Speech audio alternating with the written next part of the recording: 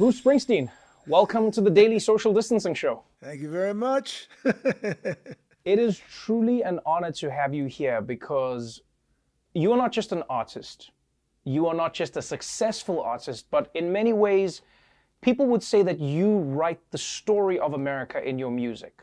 You've been extremely successful doing it. I mean, 20 Grammys, 2 Golden Globes, a Tony Award, an Oscar. At this stage of your life, what do you think Bruce Springsteen is still trying to tell people through his music? Just trying to keep going. At 71, I'm just trying to make it to the next record and the next show. But I don't know. I guess if someone was interested in sort of a little bit of cataloging the history of the United States since, say, 1970 and its post-industrial period in music, looking for music that dealt with some of the issues that have occurred over the past 40 or 50 years. They could do worse than go and dig into some of my stuff, I suppose. So if I've been good for anything, maybe I've been good for that a little bit. And then the rest of the time, I'm just trying to entertain you and help you do your wash and your laundry and vacuum your floor and dance a little bit in the kitchen. And,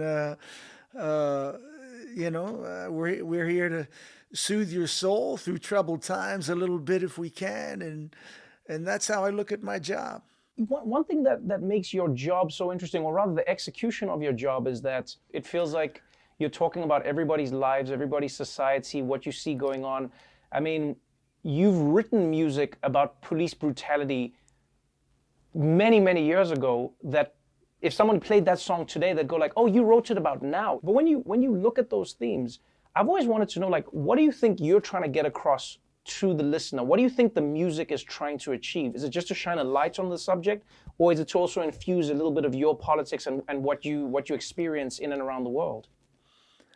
I suppose it's a little bit of both. It's the way you see things and how you're experiencing them. And there's a part of me that says, if you were interested in knowing what it was like to be a citizen of the United States between 1970 and 2020, like I said, that may be in my work a little bit.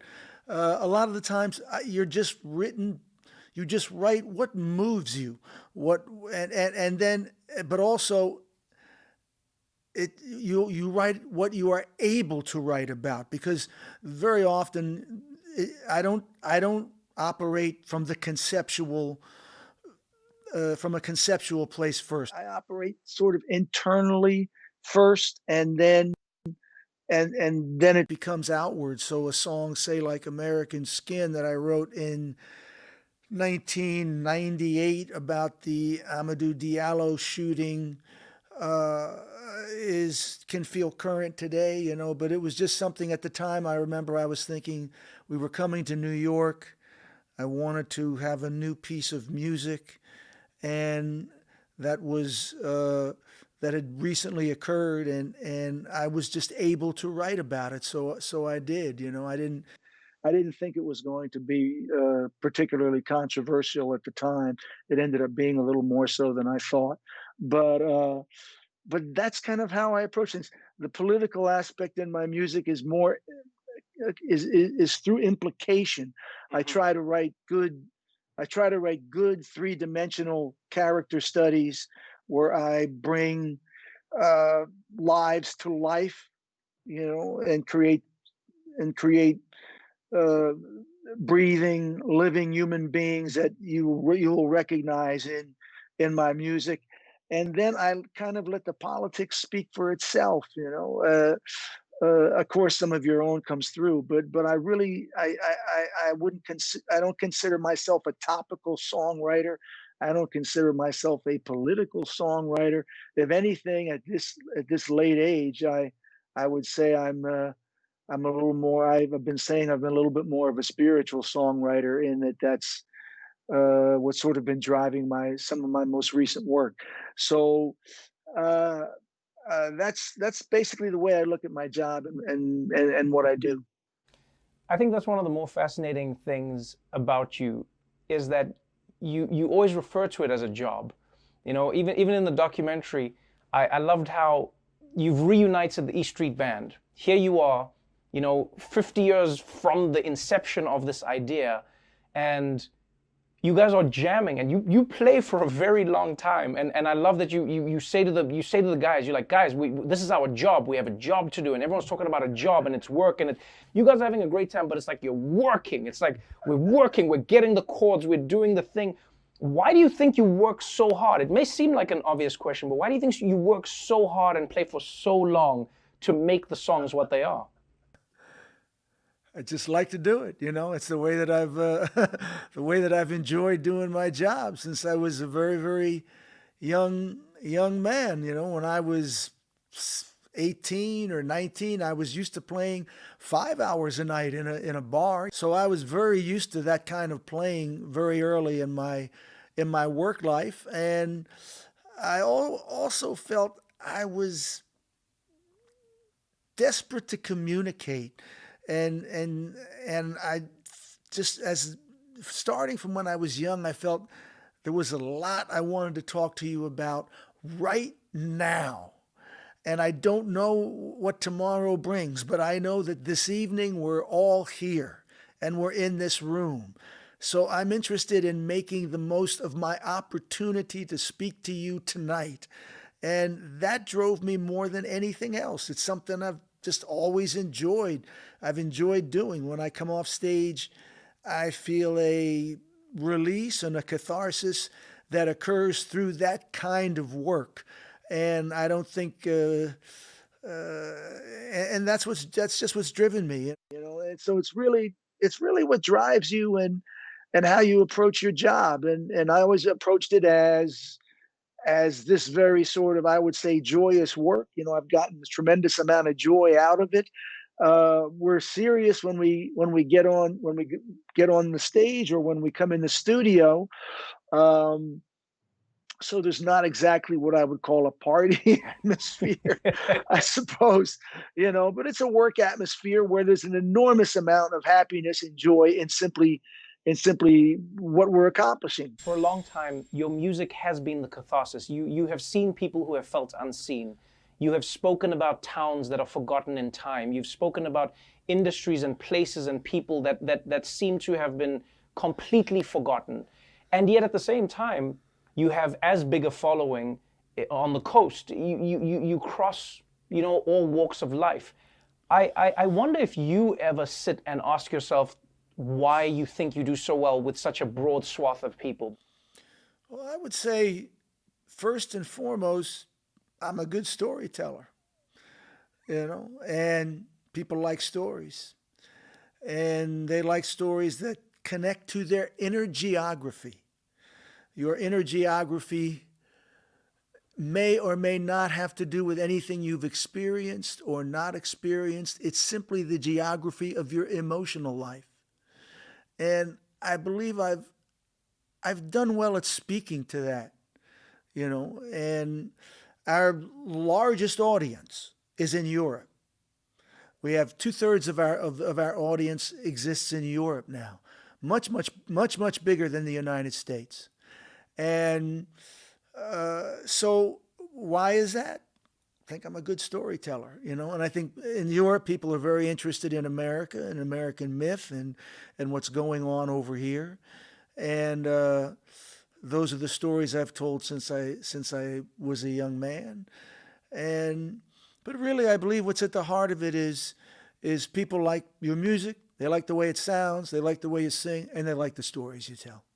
You tell stories that some people cannot tell for themselves. You know, I always loved listening to your music because I felt like it took me on a journey through what people refer to as the heartland of America. What I've also been intrigued by in your music is how people oftentimes miss the meaning of your music, misconstrue your music, or have a completely different understanding of what the music is. So for instance, a great example is like Born in the USA. You know, like people play it in a way that when you listen to the lyrics, you're like, well, this doesn't seem like how people are dancing. Like people are like, yeah, this is a song about let's take over the world. I'm born in the USA, and your song seems to be more like it's like you're questioning this whole idea of what America's doing in the Vietnam War, and again, it can translate to what's happening today. How do you feel about that when people are playing your song for like the opposite reason that you wrote the song for?